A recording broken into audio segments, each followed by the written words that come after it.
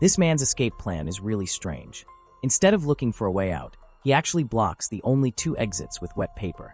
After that, he stuffs his lunch into a smelly sock and dips it into the toilet for a while.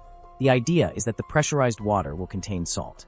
Then, he drops an intercom he stole from a prison guard into the toilet. That salty water will carry an electric current to produce hydrogen. But to make the hydrogen explode, he first has to turn off the lights. So, the man tears the lamp wires and connects them to a rope, making sure he won't get hurt when the blast happens. They plug their ears with scraps of paper, wrap themselves in blankets, and hide under the beds as the hydrogen slowly fills the room. The man gently pulls the rope. A sudden bright flash appears, and the hydrogen explodes. Both of them immediately rush out of the cell.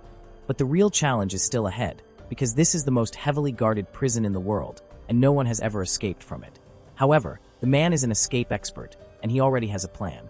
After avoiding the guards, they reach the laundry room and grab the paper clips they prepared earlier.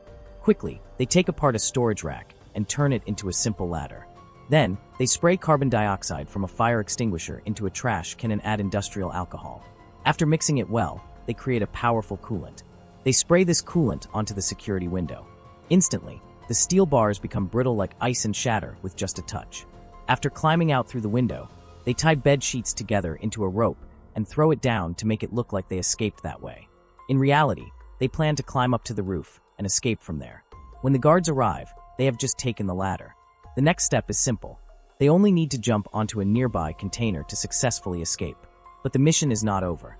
It turns out the man is actually an undercover agent. The reason he helped the drug boss escape was to gain his trust and find out the location of their drug lab.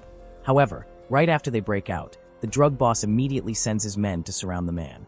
Has his true identity already been discovered?